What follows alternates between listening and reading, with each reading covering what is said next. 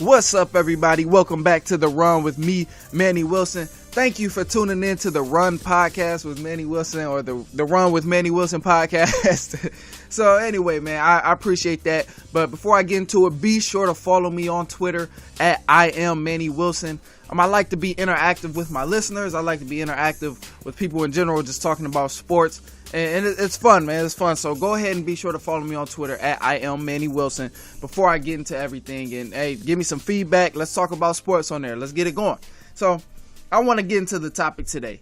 Obviously, it's no surprise that the Warriors made it back to the finals. I'm guessing if you watch basketball, you already knew that was coming. I knew it was coming once the Houston Rockets lost that series. I mean, I could only hope so much for Portland. Unfortunately, they got swept. I mean, damn, I didn't think they was going to get swept, but geez.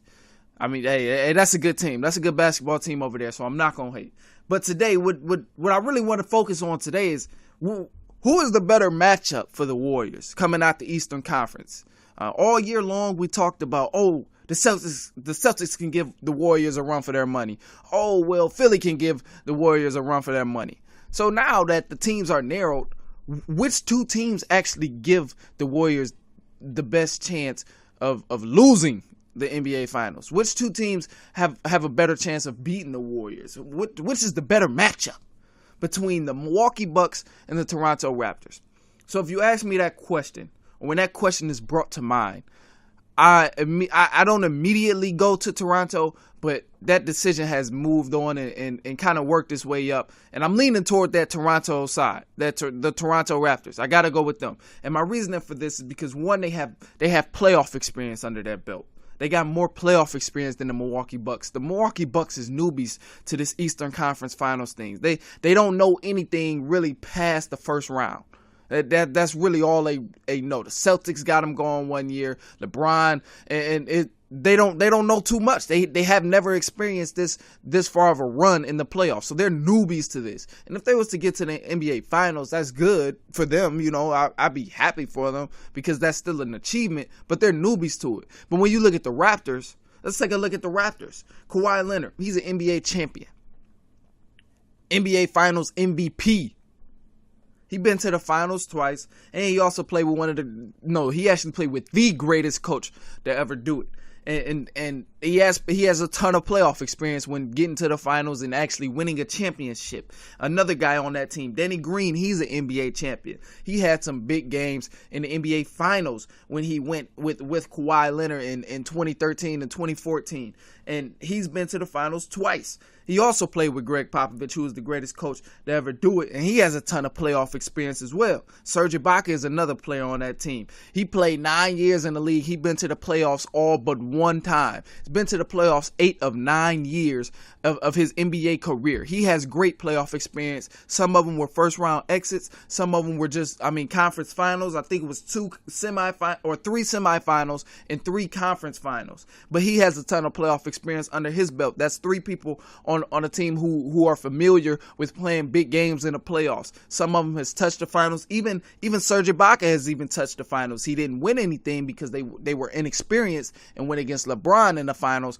but he still had that experience of going to the finals, playing big games, although he did not win. When you look at other people on this team, even people, these are just, some people may call them role players. I think these are role players. Everybody on the team besides Kawhi is pretty much a role player. Even Kyle Lowry is all right. But the list goes on of playoff experience, man. Marc Gasol, 2 semifinals, conference finals. He's been there. Kyle Lowry, he's even had a good amount of playoff experience, much more than the Bucks have.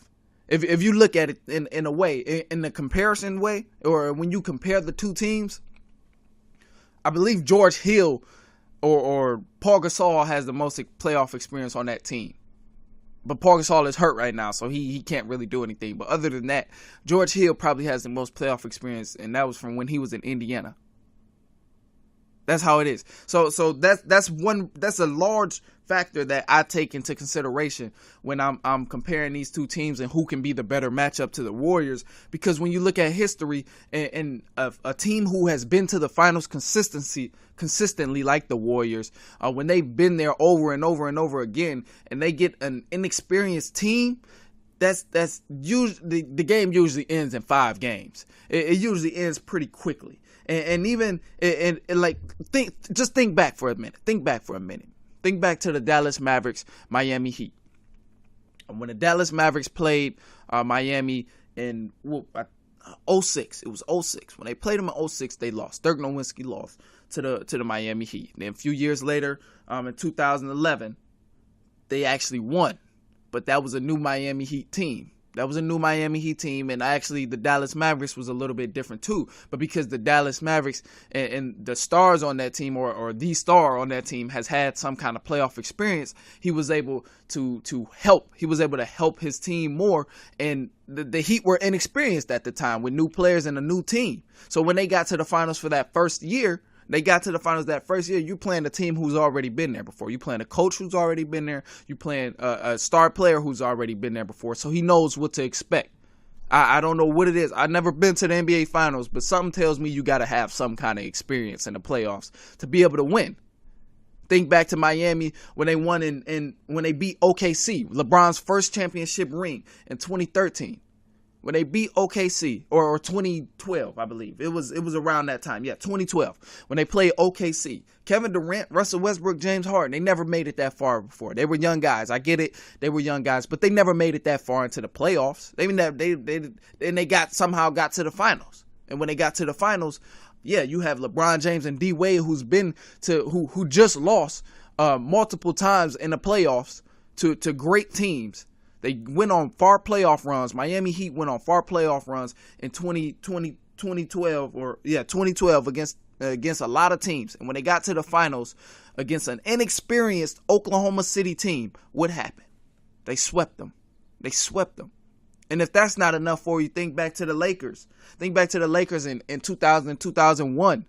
When Shaq and Kobe was there and they were getting to the playoffs. They was doing their thing in the Western Conference. And then here comes Allen Iverson. Allen Iverson gets to he wasn't in the finals multiple times, but you had a team like the Lakers that had a ton of experience on that team of playing playoff basketball and playing in the NBA Finals. So when they got there, what happened?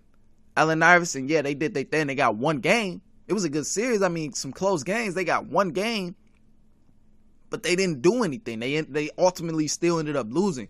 So I really think that element of having experience plays a huge part. It plays a huge part in terms of teams winning championships and things like that.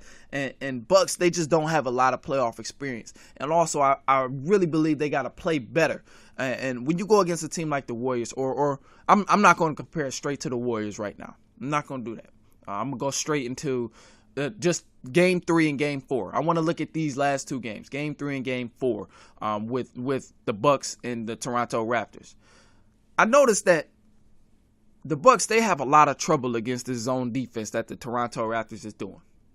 And one thing you can talk about how much the Warriors offense is so overpowered and all of that, even with KD or without KD. But that team plays defense, and they will bring out a zone. They will make great adjustments to win a basketball game. That's just the team they are. They're a great team, and they make great adjustments. But back to Toronto and the Bucks, Game 3 and Game 4. This zone defense is stopping them, so it's stopping their offense, and it's completely drying them out. It's drying them out because I don't understand it. If a team is in a 2-3 zone or a 3-2 zone, what the hell encourages you to continue to drive the ball in the paint over and over and over and over and over again when there's 3 or 4 people down there? When there's 3 or 4 people down there and you just want to continue to try and drive in the paint. Like they're sitting there and clearly you can't get a shot off. And that's even with the shooters. And I get the whole drive and kick game, which is cool. I'm a fan of the drive and kick game myself. I get it, drive a little bit, attract some defense and kick the ball. But when you kick the ball, your shooters have to shoot the ball. The only way to break a zone is to shoot somebody out of it. You got to shoot them out of it. Whether it's a mid-range three-pointer, you absolutely have to shoot them out of it. And the Bucks have not been doing that. They ain't really made too many three-pointers. But yet again, they're shy on some of the looks. If you're a shooter and you get the ball tossed to you in the corner and you doing all this jab stepping, pump faking, waiting to make your move, you got to think quick to make that move, man. You can't wait around for a defense like Toronto, because I don't know if you notice, if you watch the game or not, but I don't know if you notice, whenever Milwaukee drives and kicks, Toronto is rotating. They're there. They have not been letting shooters throw up open shots uncontested. They close out on a lot of shots, and they're rotating on defense, which is beautiful. I love watching that. And that's also another reason why I think Toronto will also be a better matchup against the Golden State Warriors, because the energy level, these last two games, it hasn't been the Raptors haven't won. The Toronto Raptors have not won these last two games because of just because they have a better team. I believe that the Bucks have a better team, like bench-wise and player-wise. But they've been outplayed.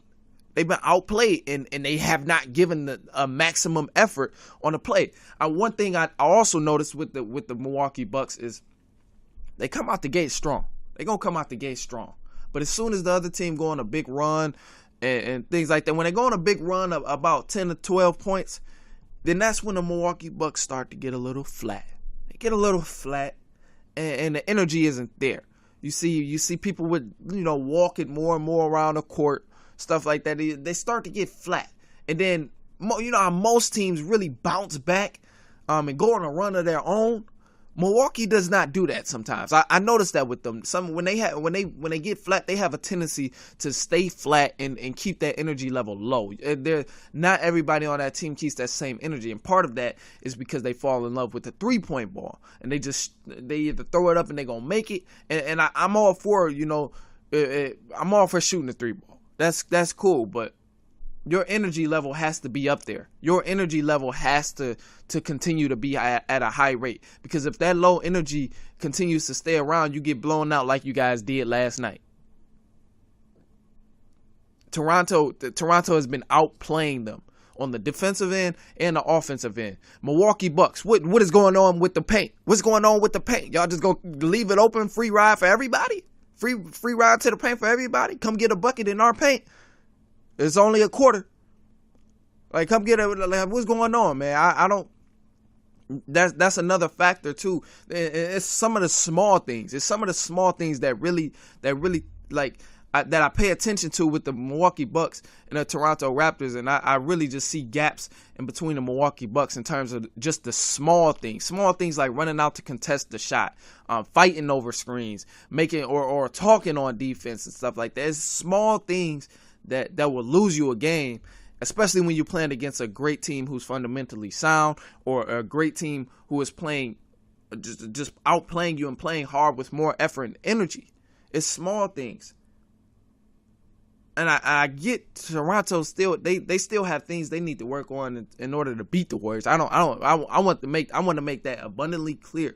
I don't think either one of these teams are actually going to beat the Warriors in a 7-game series. I want that to be absolutely clear. None of these teams are going to beat the Warriors in a 7-game series. Warriors are probably going to, I don't know. I'll talk about that when the time comes, when I find out who's going to the finals. But other than that, man, I don't see this team. I don't see the Milwaukee Bucks. I mean, in terms of matching up to the Golden State Warriors, I don't see them being a better matchup, because because of the way they've been playing, the way they have played. Like, when you play against the Warriors, you can't have a low energy level. You can't have a low energy level, and it's that simple. Because as soon as you start to move slow and start playing with when you stop playing with a sense of urgency, that's when the Warriors gonna run it up. And this is a team who can play inside and outside. You think you got to focus on the 3-pointers, and all of a sudden they blowing up your paint with easy buckets. You try and protect the paint. Now Klay Thompson and Stephen Curry is hot. Oh, don't even let KD come back. I mean, it's unfair, and part of me really wants to see Kawhi Leonard too, because I believe Kawhi Leonard was supposed to beat this Warriors team in 2015 and 2016 before he got hurt by Zaza Pachulia.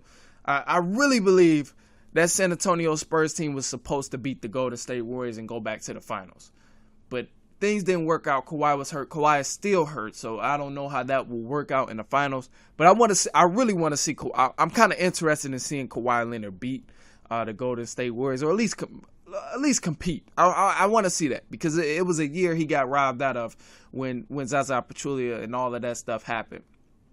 I'd be excited to watch that happen, man. And Kawhi, I mean, he's been playing fantastic as well. He's been playing great. And there's no doubt about that.